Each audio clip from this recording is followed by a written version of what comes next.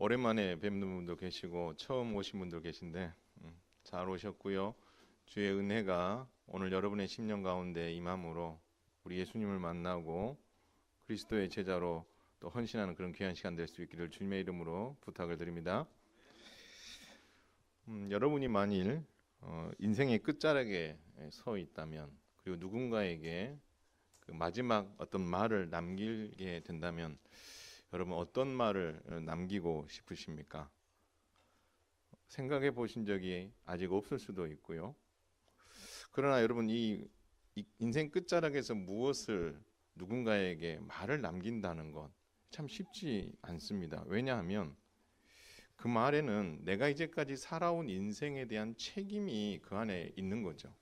나는 못 해놓고 이렇게 하면 좋겠다라면 그 말에 힘이 있겠습니까? 그렇죠? 그렇기 때문에 마지막 누군가에게 남기는 말 한마디 안에는 정말 책임이 담겨 있어서 쉽게 무엇을 말해야 될지 결정하기가 쉽지는 않습니다.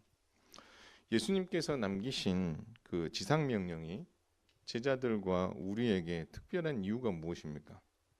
그 예수님께서 마지막으로 남기신 말씀이잖아요.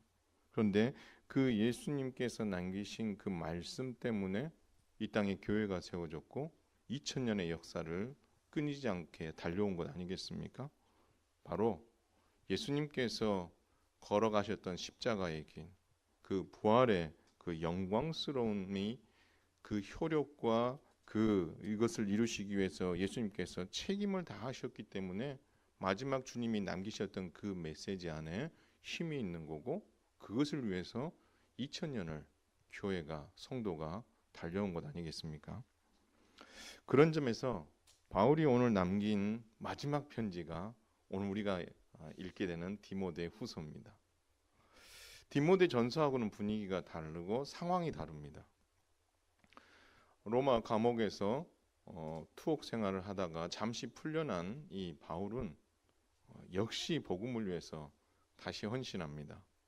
4차 전도행을 하면서 에베소 교회에 디모데를 파송하고 그레데 교회에 디도를 파송하면서 흔들리고 있는 교회를 바로잡는 일에 열심을 냈습니다. 그것만이 아닙니다.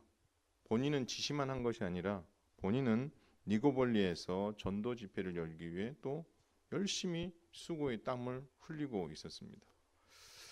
노년인데도 불구하고 이제는 좀 쉴 때도 됐는데도 그는 이렇게 마지막을 불태우고 있었습니다. 왜 그랬을까요? 바울의 마음 안에는 여러 가지 생각이 있지만 예수님께서 마지막으로 그들에게 남겨줬던 그 지상 명령에 대한 그 책임, 그리고 그분이 남겨주신 교회, 그리고 그 복음이 이 바울의 심령 안에 있었기 때문에 바울은 마지막까지 자신에게 있는 그 모든 것을 쥐어짜서 복음과 하나님 나라를 위해 이렇게 수고하고 있는 것입니다. 그렇다면 여러분, 좀 좋은 소식들이 들려지고 정말 이 수고한 것에 대해서 좋은 결실들이 맺어졌다는 이런 행복한 소식들이 들려지면 얼마나 좋겠습니까마는 이 시점에 당시 초대교회와 복음 1, 2세대들에게 아주 충격적인 사건 하나가 발생하게 됩니다. 바로 특별히 이 사건과 관련해서 로마 제국은 이런 명령을 내립니다. 예수님을 믿는다는 이유로 죄수로 잡혀갔던 자들이 있다면 그들을 다시 다 투옥시키라는 명령을 내립니다. 그러면 여기에 누구도 포함되는 겁니까? 바울도 포함되는 거예요. 그런데 이런 명령을 내린 이유가 뭐냐라고 했을 때에 당시 AD 64년에 로마의 대화재 사건이 일어납니다. 그 화려했던 로마의 반 이상이 불타버리는 어마어마한 큰 사건이었어요. 그러면 이 화재가 어디서부터 시작되었는가 범인을 찾아야 되고 누가 그것을 의도적으로 일을 했는지 원인을 찾아야 되고 그 일들을 벌인 사람을 색출해내야 되는 거죠.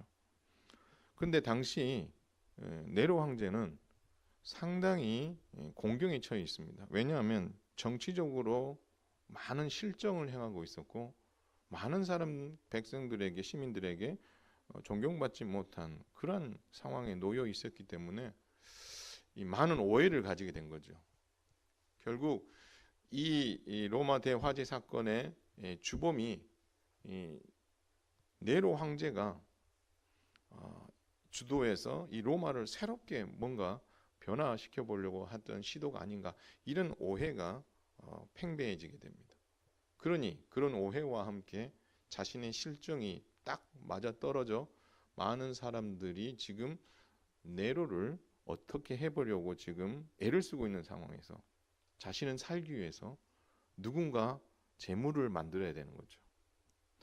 내가 이 위기를 돌파하려면 누군가 희생을 해야 되는데 누가 희생하는 게 제일 좋을까라고 생각하는 중에 선택한 게 바로 기독교입니다. 그래서 네로 황제는 로마 대화재 사건의 주범으로 기독교를 지목하게 됩니다. 그리고 이 소식을 접한 이 바울은 자신이 곧 순교하게 될 것을 직감합니다. 디모데후서 4장 6절에 보면 나의 떠날 시각이 가까웠다라고 표현합니다. 이미 죽음을 예견하고 또 순교가 눈앞에 왔다라는 것을 알았던 것 같습니다. 자, 그렇다면 인생의 끝에 온 거예요. 사역의 끝에 왔고 모든 걸 지금 내려놔야 될 상황 속에서 바울은 디모데에게 무언가를 남겨야 되는 거죠. 바울이 두 가지를 당부합니다. 오늘 그 첫 번째 당부를 살피고 다음 주 69주년 설립 기념 예배 때 두 번째 당부를 살펴보도록 하겠습니다. 그 첫 번째 당부는 뭐냐면 바울은 디모데가 복음을 위해 고난과 영광에 참여하기를 바랬던 것입니다. 무엇에 참여한다고요? 고난과 영광에 참여하기를 바랬다라는 것입니다. 앞서 우리는 당시 기독교와 교회가 처한 그 상황을 살펴보았듯이 로마 제국의 박해는 기정사실이 되어 피할 수 없게 되었습니다. 로마 제국의 결정은 결국 로마 방화법은 기독교인들이고 기독교 지도자들을 처형하겠다라는 것입니다. 그러므로 실제 한 200여 명의 기독교 지도자들이 순교당했습니다. 그렇다면 이 기독교 복음 1세대의 기독교 지도자들이 순교를 당하게 되면 교회가 앞으로 겪게 될 어려움이 몇 가지가 있습니다. 첫 번째 어려움은 뭐냐면 복음 1세대의 지도자들 200명이 죽게 됨으로 인해서 지도자의 공백이 생깁니다. 앞으로 복음 2세대를 이끌어갈 지도자의 공백이 생기는 거죠. 여러분, 이게 정말 무서운 거거든요. 두 번째는 뭐냐면 지도자들만이 아니라 이제는 교회와 성도들을 박해하는 데까지 더 확장될 것이라는 위험이 도사리게 된 겁니다. 세 번째는 박해 앞에 놓인 성도들을 어떻게 돌보고 믿음을 지키게 할 것인가의 문제입니다. 여러분 생각해 보세요. 예수님 당시에도 예수님만 처형하면 제자들이 다 뭐 할 거라고 생각했어요? 흩어질 거라고 생각했어요. 그리고 예수님 이전에도 많은 사람들이 반란을 일으켰지만 반란의 수계가 제거되면서 그 단체들은 다 어떻게요? 반란 세력들은 다 흩어졌던 그런 기록들이 있습니다. 그렇다면 교회가 복음 1세대의 지도자들이 순교를 통해서 자리를 비게 되면 가장 큰 타격을 누가 받냐면 그 교회에 속한 성도들이 겪게 되는 거고 다 뿔뿔이 흩어지는 그런 위기에 처하게 되는 것은 불을 보듯 뻔한 일입니다. 그렇기 때문에 바울이 지금 처해 있는 이 교회의 상황에서 자신이 할 수 있는 일이 무엇일까라고 했을 때의 첫 번째 해답은 바로 다음 세대를 이끌어갈 지도자를 세우는 겁니다. 복음 1세대 지도자들이 순교로 다 공백 상태가 생겼을 때에 그것을 자연스럽게 받아들여서 그 지도자의 자리에 서서 교회를 이끌어갈 그 지도자를 세우는 것이다라고 판단했던 거죠. 복음 1세대는 어떤 사람들입니까? 예수님과 함께 공생의 3년을 보냈고 예수님의 십자가의 길, 부활의 길, 그 모든 것들을 다 목격한 증인들입니다. 그리고 그들은 그러했기 때문에 사도가 되었고 그들은 어느 누구보다도 흔들리지 않는 믿음을 가지고 복음 2세대를 세우는 그 일에 헌신했던 세대가 복음 1세대입니다. 그렇다면 복음 2세대는 어떤 세대입니까? 베드로전서 1장 8절에 보니까 이런 말씀이 있습니다. 예수를 너희가 보지 못하였으나 사랑하는도다. 이제도 보지 못하나 믿고 말할 수 없는 영광스러운 즐거움으로 기뻐하나니. 여러분, 여기서 복음 2세대의 특징이 나옵니다. 복음 2세대의 첫 번째 특징은 누구를 보지 않았어요? 예수님을 보지 않았어요. 복음 1세대는 예수님을 봤는데 복음 2세대는 예수님을 보지 않았어요. 그런데 복음 1세대와 복음 2세대의 공통점이 뭐예요? 복음 1세대도 예수님을 사랑하고 복음 2세대도 예수님을 사랑한다는 거예요. 보지도 않았는데 믿음으로 예수님을 알게 됐고 그 예수님을 사랑한다는 거예요. 그리고 그 영광스러운 즐거움에 참여하고 싶은 마음들이 일어난 세대가 복음 2세대다라는 것입니다. 그렇다면 여러분, 복음 1세대도 너무나 위대하지만 복음 2세대가 얼마나 위대합니까? 또 보지도 않았는데 하나님의 은혜로 예수 그리스도를 믿고 예수님을 사랑하게 되고 하나님 나라와 교회를 위해서 헌신하는 자리에 갔게끔. 더 나아가서 여러분도 예수님을 보지 않았습니다. 그러나 예수 그리스도를 믿는 줄 믿습니다. 여러분, 복음 2세대와 동일하게 정말 예수님을 보지 않았지만 예수님을 믿고 사랑하며 그분을 위해서 헌신하는 정말 멋진 믿음의 사람이다라고 저는 확신하고 있고요. 그것을 우리 하나님이 정말 기뻐하실 줄 믿습니다. 물론 흔들리지 않는 믿음을 복음 2세대들이 가진 것 사실입니다. 그러나 역시 예수님께서도 그랬지만 바울도 그랬어요. 남겨진 교회에 지도자들이 없게 되면 어떤 일이 벌어질지를 주님은 잘 아셨어요. 바울도 알았고요. 뭐라고 이야기합니까? 주의 양떼들이 흩어질 수 있다라고 바울도 염려했었던 적이 있었거든요. 그렇다면 이 예수님께서 사라지게 되면 사도들이 흩어질 것이라고 생각했었던 사내들인 공회의 생각, 또 바울이 자신이 정말 자리를 비게 됨으로 말미암아 이 유럽 지역에 남아 있었던 당시 교회들이 예수님의 양떼들인 그들이 흔들리고 흩어지게 될 것을 염려했었던 것처럼 그것을 너무나 잘 알았던 바울은 그렇다면 복음 1세대 지도자들이 공백이 세용됐을 때에 분명히 교회는 흔들리게 될 것이고 그렇다면 그들을 바로잡으려면 지도자가 필요하다라고 판단했던 것입니다. 그래서 바울이 물색한 거죠. 누가 가장 적합할까? 그리고 바울이 결정한 지도자는 디모데였습니다. 여러분, 디모데는요, 복음 2세대를 이끌어갈 만한 지도자적인 자질을 충분히 갖췄다고 검증된 사람입니다.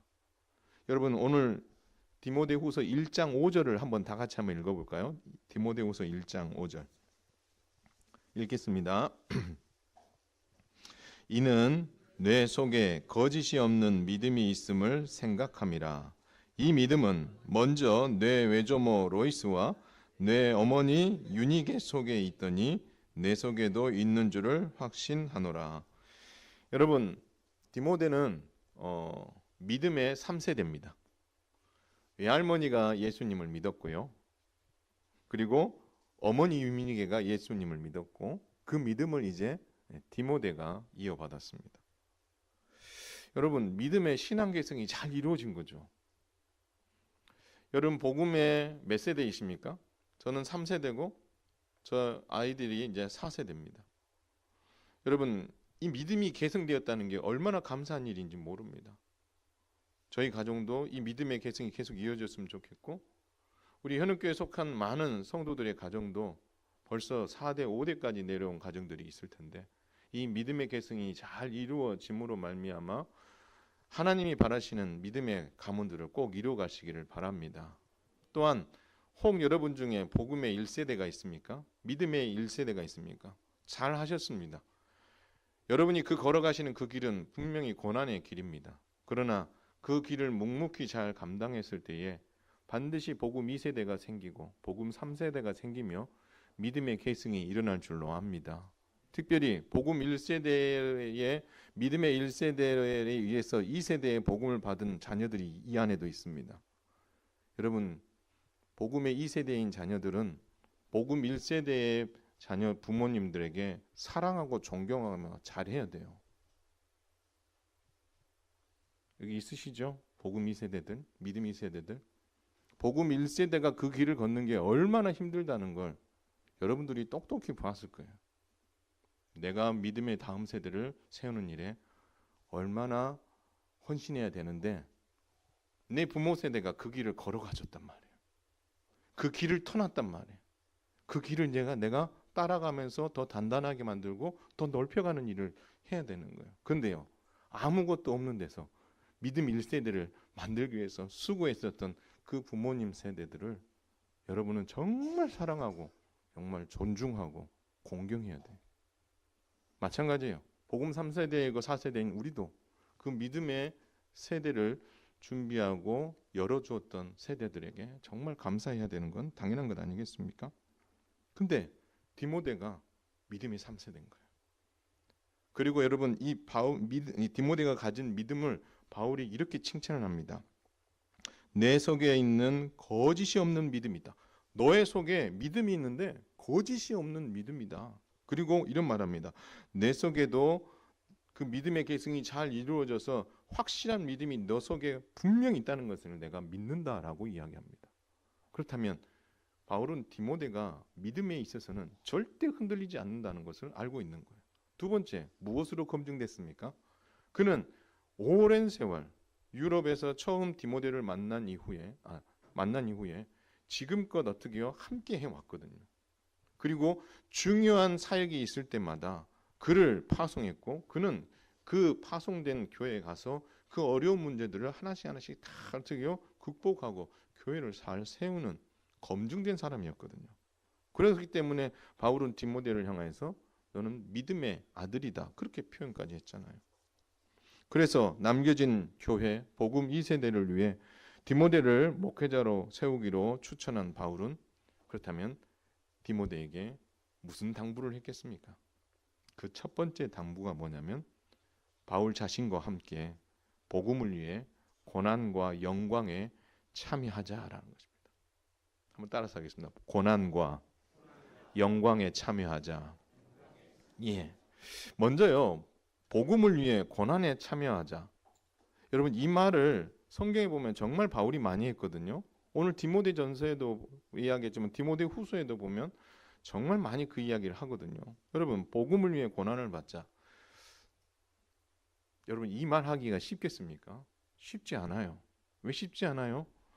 복음을 위해 고난 받는다는 것이 얼마나 어려운가를 누구보다도 잘 아는 사람이 누구예요? 바울이거든요.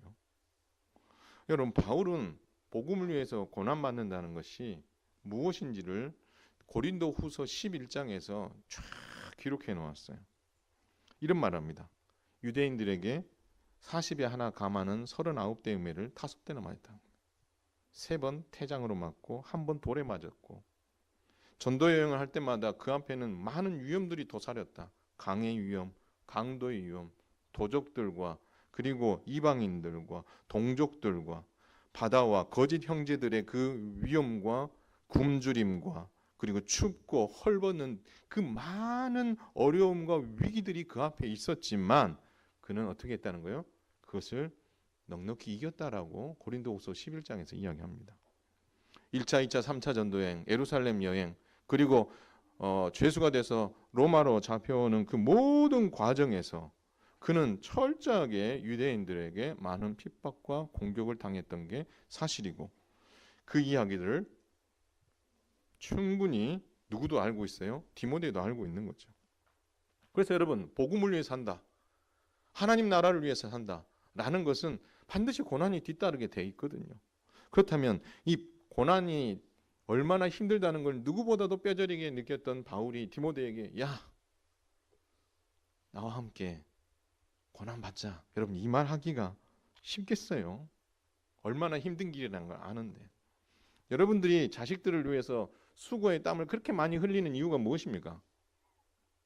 내 자식 새끼들만은 뭐 하기랑 내가 간 길을 안 가기를 바라는 마음, 더 잘 되기를 바라는 마음에서 여러분 그렇게 몸이 부서지고 잠을 못 자고 힘든 가운데도 수고하는 것 아니겠습니까? 바울도 마찬가지거든요. 고난의 길이 얼마나 힘든다는 걸 알기 때문에 내가 갔던 그 길을 디모데가 다시 가야 된다. 여러분 그것을 말하는 게 쉽지가 않지요. 앞으로 복음 1세대의 지도자들이 순교당하고 나면 고아처럼 남겨질 복음 2세대들을 생각하니 참 고난을 함께 받자라는 말 쉽지만은 않지만 그럼에도 불구하고 고난을 받자라고 이야기했던 건 다른 이유가 아닙니다. 내가 힘들게 했던 길 너도 한번 걸어봐. 이 말이 아니고요. 바로 복음 2세대 남겨진 교회들, 남겨진 주님의 양떼들을 생각한다면 이 길밖에 없다. 그러니 함께 가지 않겠니? 바울이 디모데에게 그렇게 제안하고 설득하고 있는 겁니다. 복음 2세대를 책임질 만한 사람이 내가 눈 씻고 찾아봐도 너밖에 없어. 같이 내가 가야 되지 않겠니? 바울이 그렇게 이야기하고 있는 겁니다. 근데요, 바울의 제안이 틀린 말은 아니거든요. 근데요, 바울이 만약에 난 틀린 말 안 해. 나는 둘러 이야기하지 않아. 난 직설적이야 라고 하면서 너밖에 없으니 내가 해야 돼. 여러분 그렇게 이야기하면 듣는 디모데 입장에서 가긴 가야 되는데 기분이 살 나쁠 수도 있습니다. 이런 이유만으로 그냥 강압적으로 할 사람이 너밖에 없잖아. 그러니까 해야지. 이렇게 이야기한다면 디모데를 어떻게 쓰든지 디모데는 헌신은 하겠죠. 그러나 기쁜 마음으로 할 수 있겠어요? 그러니 바울은 디모데를 설득해야 되는 거예요. 어차피 가야 될 길은 가야 될 길이지만 설득해서 확신을 가지고 가게 만든다면 디모데가 고난의 길을 가도 능히 그 일을 잘 감당할 수 있으리라 판단했기 때문에 바울은 디모데를 몇 가지로 설득을 합니다. 그 첫 번째 설득한 이야기가 뭐냐면 디모데야, 내가 걸어가야 될 복음을 위한 십자 고난의 길은 나도 걸었지만 예수님도 걸은 길이야. 그렇게 이야기합니다.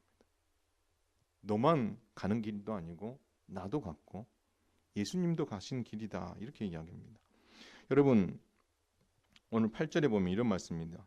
그러므로 너는 내가 우리 주를 증언함과 또는 주를 위하여 갇힌 자 된 나를 부끄러워하지 말고 오직 하나님의 능력을 따라 복음과 함께 고난을 받으라라고 1장 8절에서 이야기합니다. 그리고 나서 10절에 이런 말씀을 해요. 이제는 우리 구주 그리스도 예수의 나타나심으로 말미암아 나타났으니 그는 사망을 패하시고 복음으로써 생명과 썩지 아니하실 것을 드러내신지라라고 이야기합니다. 여러분 이 말을 다시 이야기하면 저와 여러분은 그리고 모든 인생들은 죄로 말미암아 사망에 이를 수밖에 없었습니다. 그러나 죄로 말미암아 죽음에 이를 수밖에 없는 우리를 복음으로써 생명으로써 그리고 썩지 않을 것으로 우리를 살리시기 위해서 예수님께서 뭘 하셨다는 겁니까? 십자가의 길을 가셨다라는 것입니다. 달리 말하면 디모데 너가 고난의 길을 복음을 위해서 가야 되는 이유는 바울이 복음을 위해서 고난의 길을 간 이유와 예수님께서 십자가로 그 고난의 길을 가신 이유가 같다라는 겁니다. 바로 교회를 살리고 성도를 살리고 죄로 말미암아 죽었던 인생들을 살리기 위해서 그 고난의 길을 갔다라는 거죠. 예수님께서도 그 길을 가르쳐서 그 길을 활짝 열어놓으셨고 바울은 그 뒤를 따라서 더 넓게 더 멀리 확장하는 일을 했고 디모데 너가 이제 그 일들을 할 차례다라고 바울은 말하고 있는 것입니다.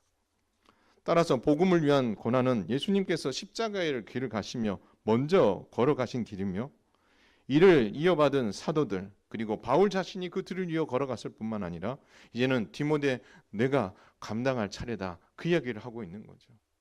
이 복음을 위해 수고하고 고난받는 이 길은 복음이 계승되어지듯이 이건 역시도 계승되어야 될 부분이다라고 바울은 디모데를 설득하고 있다라는 것입니다. 여러분 이 말을 들었던 디모데가 무슨 생각이 들겠어요? 뒤로 한번 꽁무니 빼보려고 했는데 바울의 이 설득이 맞거든요. 예수님이 가신 그 고난의 길 바울도 갔고 이젠 자기 차례란 걸 아는 거죠. 두 번째 바울이 디모데를 이렇게 설득합니다. 복음을 위한 고난은 바울 그리고 디모데 너만이 아니라 복음 2세대도 감당해야 될 몫이다. 그렇게 이야기합니다.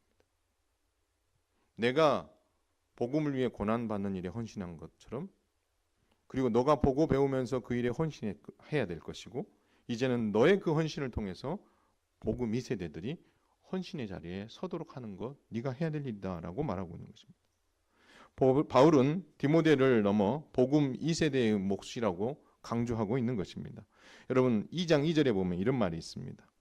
또 내가 많은 증인 앞에서 내게 들은 바를 충성된 사람들에게 부탁하라. 그들이 또 다른 사람들을 가르칠 수 있으리라. 여러분 여기서 내게 들은 바를, 디모데가 바울에게 들은 바를 충성된 사람들에게 부탁한다. 이 말은 복음 2세대에게 가르치라는 겁니다.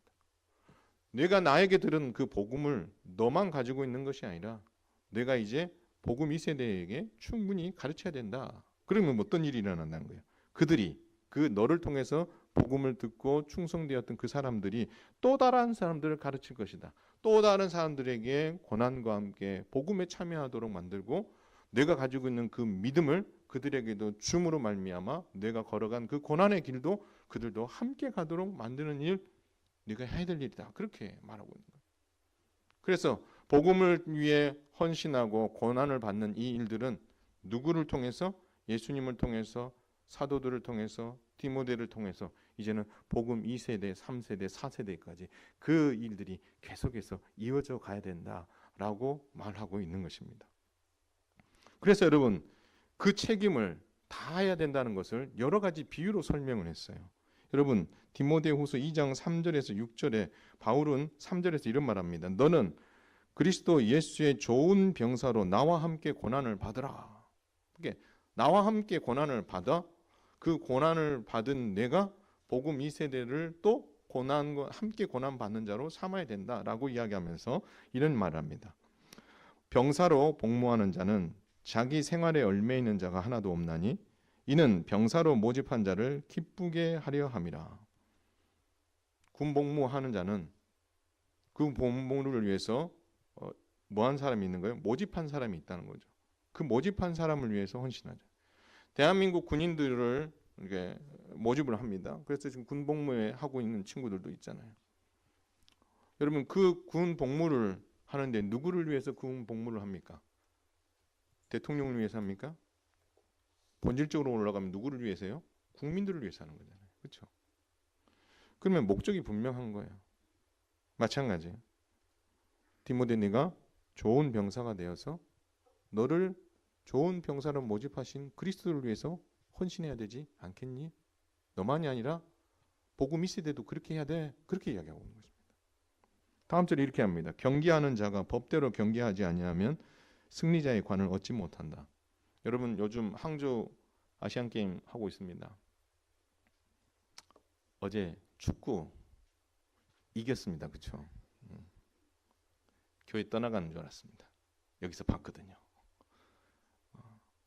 근데요 여러분 경기할 때 승리하는 것도 중요하지만 그 중간에 과정에 법대로 안 하면 옐로 카드 나오고 레드 카드 나오면서 경기장에서 쫓겨나잖아요. 그렇죠?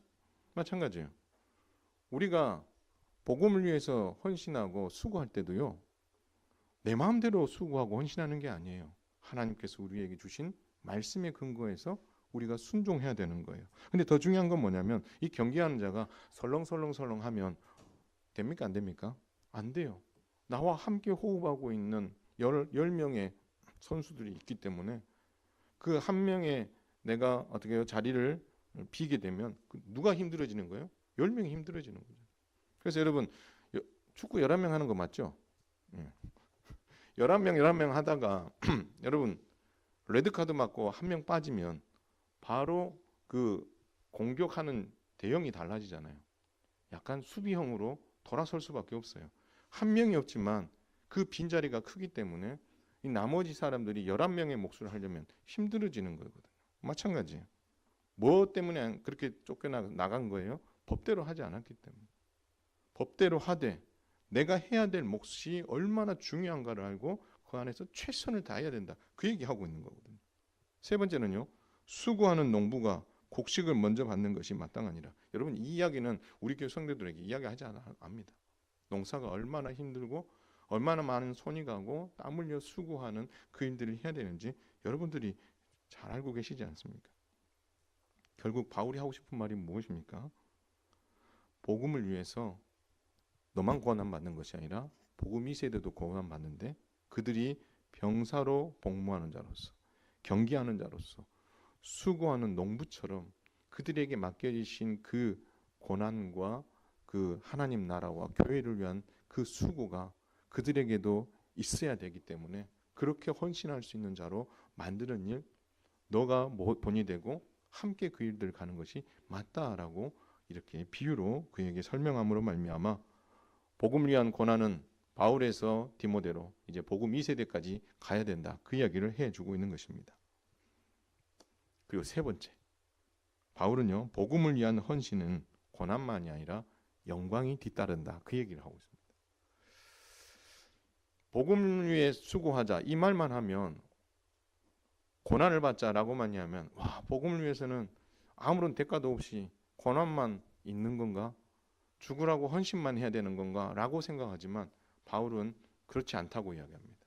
거기에 걸맞는 대가가 뒤따른다라고 이야기합니다. 여러분 로마서 8장 17절을 한번 제가 읽겠습니다. 한번 들어보십시오. 자녀이면 또한 상속자 곧 하나님의 상속자요 그리스도와 함께한 상속자니 우리가 그와 함께 영광을 얻기 위하여 고난도 함께 받아야 할 것이니라. 한번 따라서 하겠습니다. 우리가 그와 함께 영광을 받기 위하여 고난도 함께 받아야 할 것이니라. 믿으시기 바랍니다. 여러분, 바울은 말합니다. 우리가 하나님의 상속자다라고 이야기합니다. 우리가 그리스도와 함께 상속을 받는데요. 유업을 받는데요. 예수님께서 받으실 유업과 기업, 우리가 받을 유업과 기업이 다르지 않습니다. 왜요? 예수님도 하나님의 아들이시고 우리도 하나님의 아들이라고 불려지잖아요. 그렇죠? 자녀란 말이에요. 상속자란 말이에요. 그리스도께서 받으실 상속과 우리가 받을 유업이 같다라는 것입니다. 그런데 중요한 것은 그 상속할 내용 안에 들여다보면 두 가지를 상속하는 거예요. 하나는 고난과 함께 뭐예요? 영광인 거예요. 예수님의 십자가의 길이라는 고난과 함께 부활의 영광이 뒤따랐던 이것을 우리도 경험하게 될 것이다 라는 것입니다. 여러분, 부모 세대로부터 상속을 받는다 했을 때에 그 상속에는 두 가지가 들어갑니다. 하나는 재산도 상속받지만 뭐도 받죠? 빚도 상속받습니다. 그래서 빚이 너무 많거나 하면 상속을 포기하는 경우도 있죠. 왜요? 내가 그걸 다 떠 안을 수 없으니까. 근데 여러분 마찬가지예요. 우리가 하나님의 상속자라는 것은 고난만 우리가 상속받는 것이 아니고 뭐도 받는다는 거예요? 그 이후에 얻게 될 영광도 함께 우리가 상속받는다라는 사실입니다. 그래서 여러분 디모데후서 2장 9절에서 11절을 여러분 한번 같이 한번 천천히 읽어보겠습니다. 9절 한번 읽겠습니다. 시작. 복음으로 말미암아 내가 죄인과 같이 매이는 데까지 고난을 받았으나 하나님의 말씀은 매이지 아니하니라. 자신이 복음으로 말미암아 고난 받았다는 거예요. 10절 한번 읽겠습니다. 그러므로 내가 택함 받은 자들을 위하여 모든 것을 참음은 그들도 그리스도 예수 안에 있는 구원을 영원한 영광과 함께 받게 하려 함이라. 여러분, 모든 것을 참는다 이 말은 고난을 견뎌낸다는 겁니다. 바울이 고난을 위해서 견뎌내는데 그것이 끝이 아니라 그리스도께서 우리에게 주시는 영원한 영광을 내가 함께 받게 될 것이다. 그 얘기를 하고 있는 겁니다. 그래서 여러분이 바울이 디모데가 그리고 복음 2세대가 그리고 우리가 하나님 나라와 복음과 교회를 위해서 헌신하는 그 수고, 그것으로 겪게 되는 고난과 그 어려움은 그것으로 끝난다면 얼마나 우리가 인생을 힘들게 그러나 여기서 끝이 아니라 부활의 영광이 있듯이 마지막 우리 하나님께서 우리에게 거기에 걸맞는 영광의 상속을 허락해 주시겠다라고 말씀해 주고 있다라는 것입니다. 더 놀라운 것은 11절이에요. 11절 한번 읽습니다. 시작. 미쁘다 이 말이여 우리가 주와 함께 죽었으면 또와 함께 살 것이다. 여러분, 주와 함께 예수님께서 십자가에서 죽으실 때 우리도 함께 죽으신 줄 믿으시기 바랍니다. 그분이 부활하실 때 우리와 함께 부활하신 줄 믿으시길 바랍니다. 여러분, 이것이 우리에게 고난과 영광이 함께 간다는 것을 보여주는 대표적인 사례인 거죠.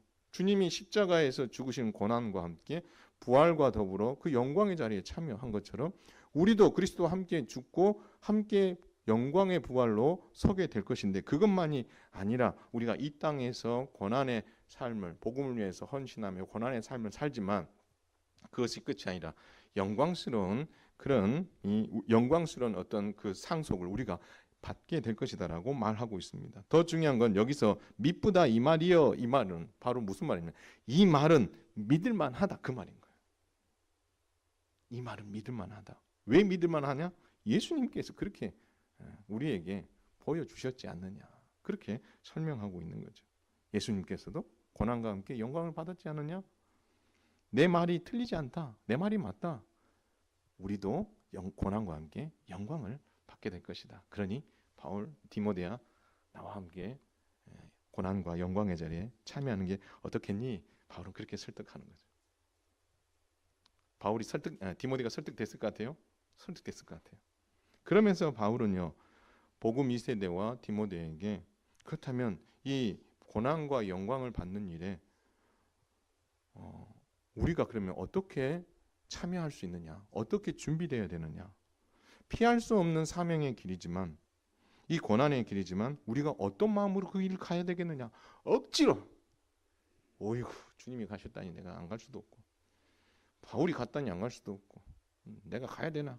가긴 가야 되는데, 이런 마음으로 간다면 참 얼마나 씁쓸하겠습니까? 근데요, 바울은 어떤 마음으로 가야 될지를 우리에게 정확하게 이야기해 줍니다. 여러분 오늘 한번 읽진 않았는데 한번 읽어보겠습니다. 2장 20절, 21절 한번 읽겠습니다. 2장 20절, 21절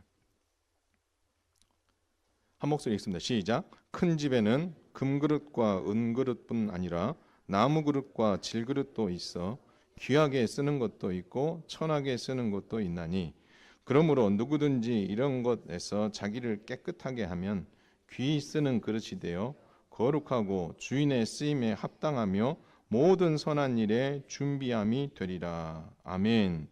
여러분, 큰 집에는 그릇의 종류가 많이 있다는 거예요. 금그릇, 은그릇, 질그릇, 나무그릇, 여러 종류의 그릇이 있다는 거예요. 딱 보면은 재질로 보면은 와 이거 진짜 귀한 그릇이네. 금과 은으로 돼 있는 거. 나무나 질그릇, 나무로 된 거. 에이 이거 뭐야 이거. 이게 천하게 느껴질 수 있는. 뭐 그렇게 보여질 수도 아니겠습니까? 근데 오늘 바울은 말합니다. 귀하게 여겨 보여지는 거나 천하게 보여지는 거냐. 그럼 그게 중요하지 않다는 거예요. 정작 중요한 게 뭐냐면 주인이 쓰고 싶을 때 뭐 했다는 거예요? 준비되어서 쓸 수 있는 게 중요한 거지.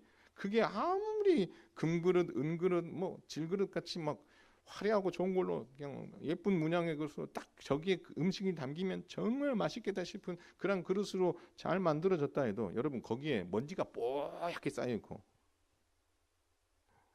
설거지 안 해가지고 막 찌든 때가 막 묻어 있고 잘못해가지고 막 이렇게 돼 있으면 여러분 그거 쓰시겠어요, 안 쓰시겠어요? 안 쓰죠. 아무리 좋은 거예요.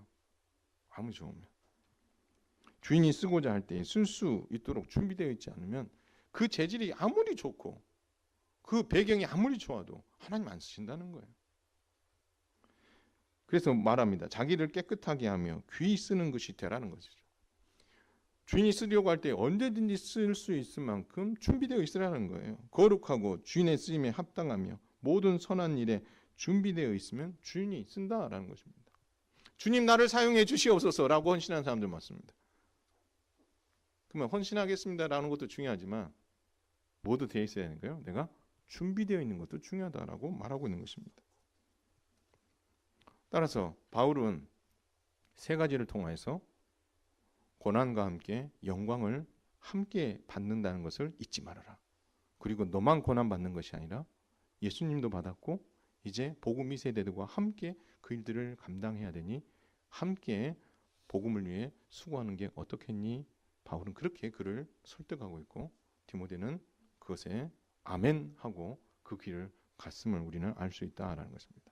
사랑하는 성도 여러분, 우리 현흥교회 직분자 여러분, 하나님 나라와 교회 복음을 위해 고난받는 성도, 고난받는 직분자가 되시기를 주님의 이름으로 축원을 드립니다. 예수님과 사도들과 바울, 디모데 복음 2세대도 복음을 위해 고난받았듯이 이제 그 복음을 위해 고난받는 몫은 우리의 몫이라는 것을 잊어서는 안 된다라는 것입니다. 바울이 그랬던 것처럼 디모데후서 1장 12절에 복음을 위해 고난받는 일은 부끄럽게 여길 일이 아닙니다. 다른 것 때문에 고난받는 일은 부끄러울 수 있었지만 복음을 위해서 고난받는 것은 부끄러운 일이 아니기에 그 일들을 감당하면 좋겠다. 더 나아가서 성령께서 우리에게 부탁하신 아름다운 것이기 때문에 우리가 해야 된다라고 주님은 말씀하고 있기에 저와 여러분이 복음과 하나님 나라와 교회를 위해 고난받는 멋진 믿음의 성도들 되시기를 주님의 이름으로 축원을 드립니다. 더 나아가서 여러분 복음을 위한 고난만이 아니라 영광이 뒤따른다는 것을 여러분 잊지 마시기를 바랍니다. 예수님의 십자가의 길 뒤에 부활의 영광이 있었던 것처럼 복음을 위한 고난 뒤에는 예수님께서 준비하신 영광스러운 면류관이 있음을 잊지 마시기를 바랍니다. 더 나아가서 그러한 일들을 함에 있어서 우리가 병사로 부름받은 자로서 경기하는 자로서 농부처럼 생명 걸고 법을 지키며 승리를 위해 많은 결실을 맺기 위해 수고의 땀을 흘리는 일들을 우리는 감당해야 된다라는 것입니다.